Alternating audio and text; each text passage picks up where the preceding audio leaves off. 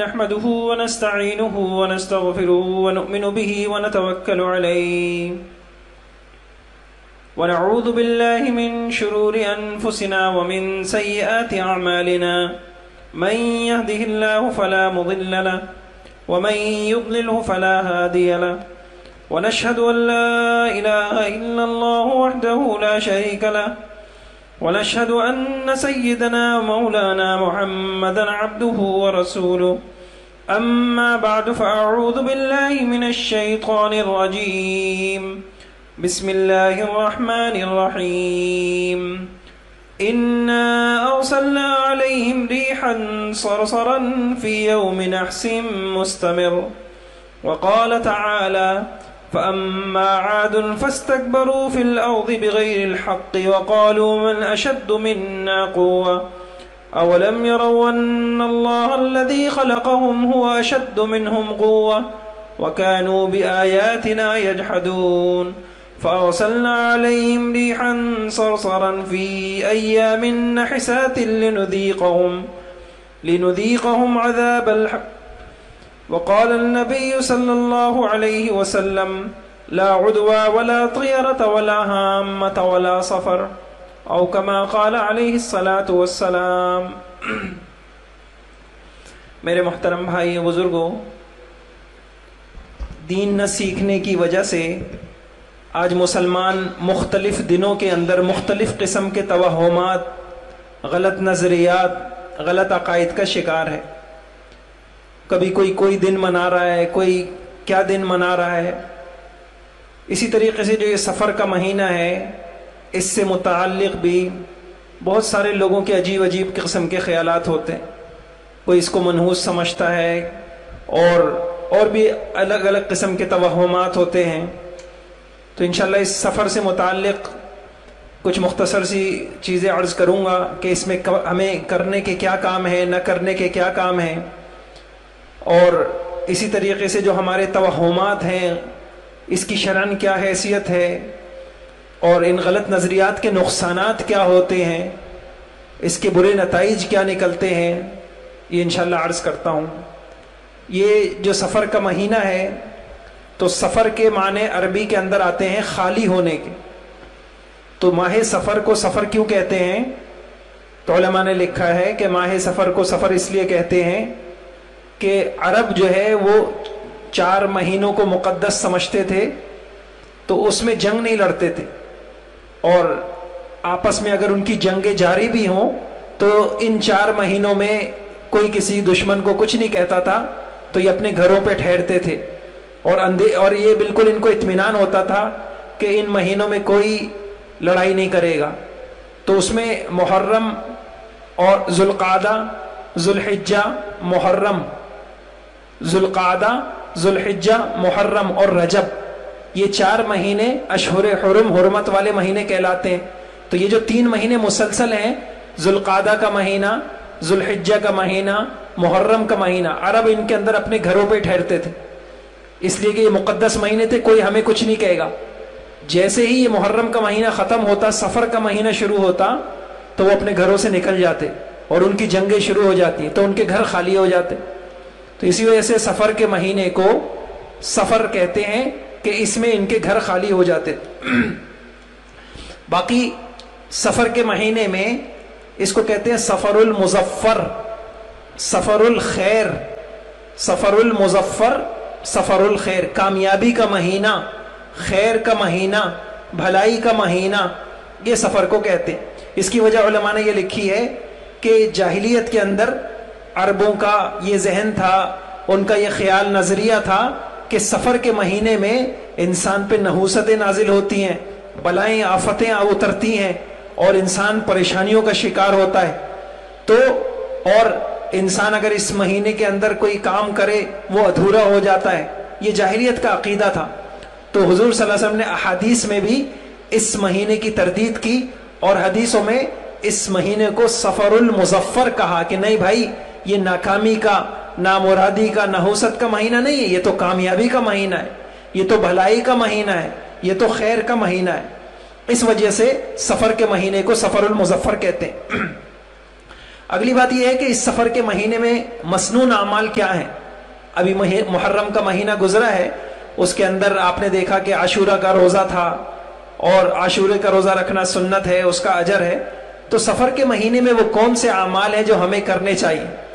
تو اس میں اتنی بات یاد رکھیے کہ سفر کے مہینے میں قرآن میں، حدیث میں کوئی عمل خاص مسنون نہیں ہے. عام مہینوں کے علاوہ کوئی الگ سے کوئی ایسا عمل نہیں ہے، کوئی نماز، کوئی روزہ یا کوئی اور عمل. جیسے دوسرے بعض مہینوں کے اندر بعض اعمال مسنون ہوتے ہیں.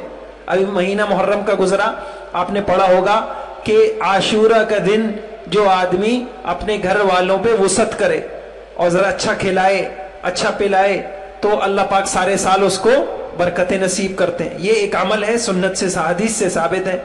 ایسے ہی عاشورے کے دن جو روزہ رکھے، اس سے پہلے ایک روزہ رکھ لے یا بعد میں روزہ رکھ لے، اس کا بڑا اجر ہے، ثواب ہے.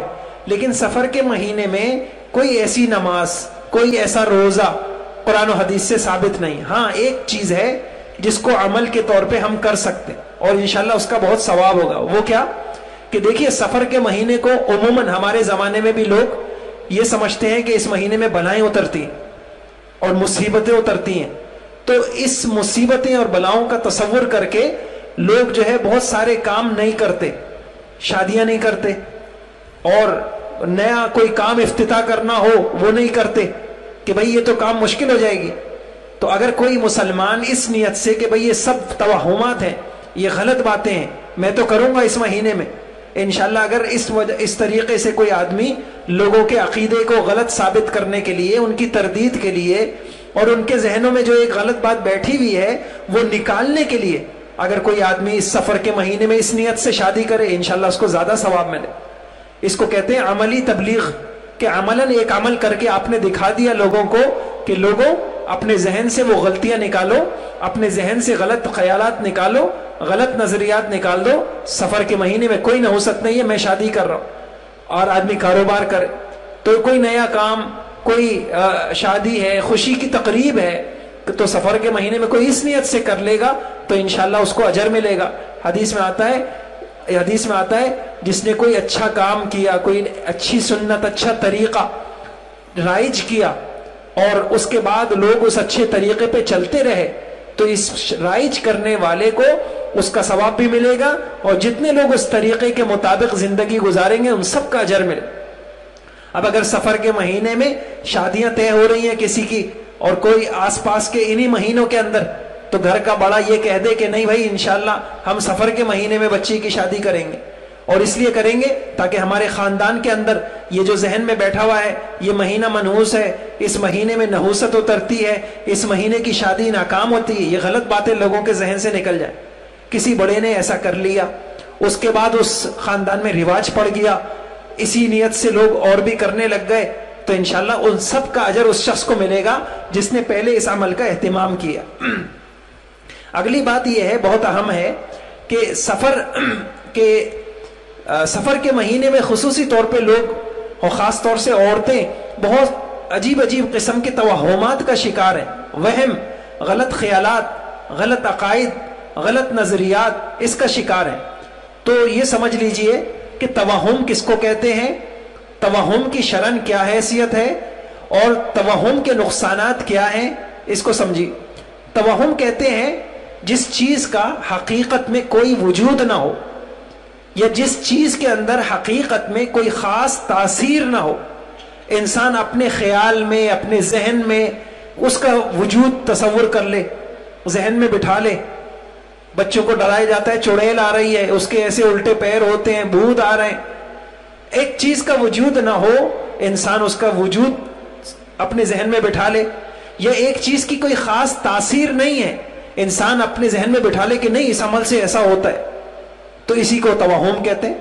وہ جو بت پرست تھے وہ کہتے تھے کہ یہ بت ہیں، یہ انسان کو پاگل کر دیتے ہیں، ان کے خیال کرنا چاہیے. اگر بت کا کسی نے خیال نہیں کیا اور ان کی منتیں نہیں مانی تو یہ بت، اس طرح قرآن کے اندر بھی ذکر ہے، یہ یہود، ہمیں تو ایسا لگتا ہے کہ ہمارے بتوں نے تم کو دیوانہ کر دیا ہے اور انہوں نے تمہارے اوپر اثرات کر دیے. یہ تو اس کو کہتے ہیں توہم، کہ ایک چیز میں کوئی تاثیر نہیں ہے، خواہ مخواہ اپنے ذہن میں تاثیر بٹھا لے. یہ توہم کی حقیقت جب سمجھ میں آ گئی تو اب شریعت کے اعتبار سے توہم کی حیثیت کیا ہے، حقیقت کیا ہے، شریعت نے اس کا حکم کیا ہے؟ تو بات یہ ہے کہ یہ ہماری جو شریعت ہے، اللہ نے جو ہمیں دین دیا ہے، اسلام ہے، یہ مضبوط عقائد، پاکیزہ تعلیمات پہ مشتمل ہے. اس میں توہمات کا کوئی اعتبار نہیں ہے.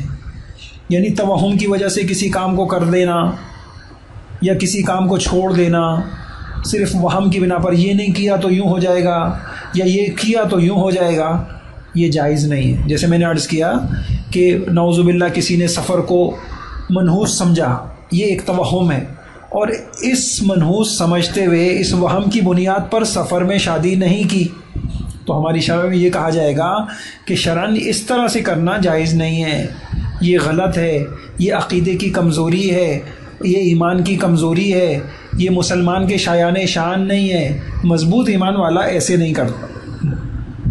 پھر اگلی بات یہ سمجھنے کی ہے کہ اگر ہم توہم پر چلنے لگے اپنی زندگی میں، یہ والے وہم کی وجہ سے یہ کام کر لیا، یہ والے وہم کی وجہ سے یہ کام چھوڑ دیا، جیسے ہمارے گھروں میں ہو رہا ہے، تو پھر اس کا نقصان کیا ہوگا؟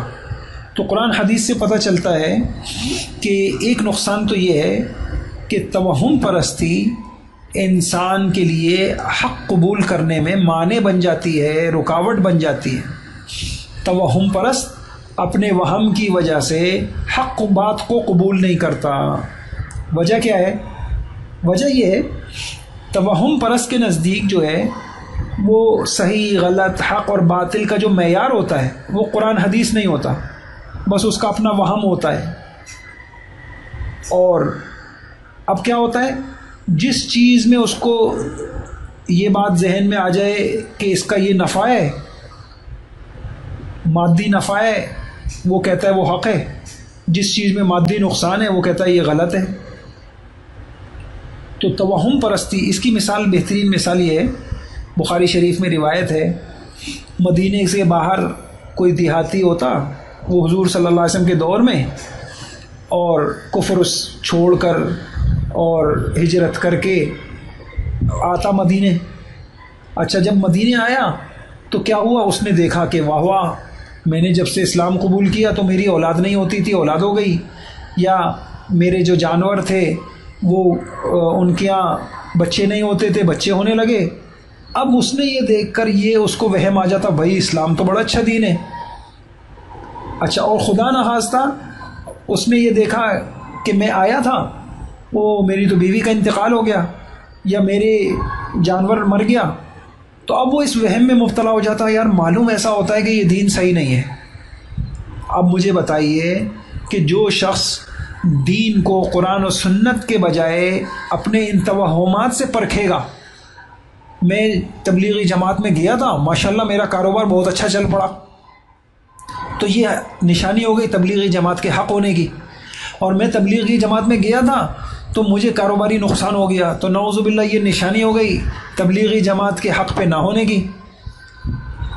اب اگر کوئی اس طرح کے مادی نفع نقصان کو، توہمات کو اپنی زندگی میں حق باطل کا معیار بنائے گا تو کبھی ساری زندگی حق تک نہیں پہنچ سکے گا، حقیقت تک نہیں پہنچ سکے گا، حق کو نہیں پا سکے گا، اور گمراہی کے اندھیروں میں بھٹکتا رہے گا. تو یہ ایک بہت بڑا نقصان ہے توہم کا. اس لیے ہماری بنیاد بڑی مضبوط ہے، قرآن ہے، حدیث ہے، عقائد ہیں، توکل ہے، ایمان ہے، یہ ہماری بنیادیں ہوں. ہم قرآن و حدیث سے دیکھیں گے کہ عقیدہ کیا ہونا چاہیے اور یہ چیزیں نہیں ہونی چاہیے. قرآن کے اندر بھی ہے وَمِنَ النَّاسِ مَن يَعْبُدُ اللَّهَ عَلَى حَرْفٍ فَإِنْ أَصَابَهُ خَيْرٌ اطْمَأَنَّ بِهِ وَإِنْ أَصَابَتْهُ فِتْنَةٌ انقلب عَلَى وَجْهِهِ. بعض لوگ دین پہ چلتے ہیں بس ایک کنارے پر، دین پہ چلنے میں فائدے نظر آئے تو کہتے ہیں بہت اچھا، ذرا سا کوئی اذیت آ گئی تو بس ختم. حدیثوں میں بھی ہمیں ایک واقعہ ملتا ہے، ایک دیہاتی آئے اور حضور صلی اللہ علیہ وسلم سے اس نے بیعت کی، اور اس کے بعد اس کو بخار آ گیا، تو حضور سے کہتا ہے کہ میری بیعت واپس کر دیجیے، اقلنی بیعتک. چنانچہ آپ نے انکار کیا اور کہنے لگا نہیں میری بیعت واپس کر دیجیے، بس ختم، میں نہیں بیعت ہوتا. حضور نے فرمایا مدینہ بٹی کی طرح ہے، گندگی کو باہر پھینک دیتا ہے اور پاکیزگی کو باقی رکھتا ہے. تو بہرحال یہ بہت ضروری ہے آج کے دور کے اندر.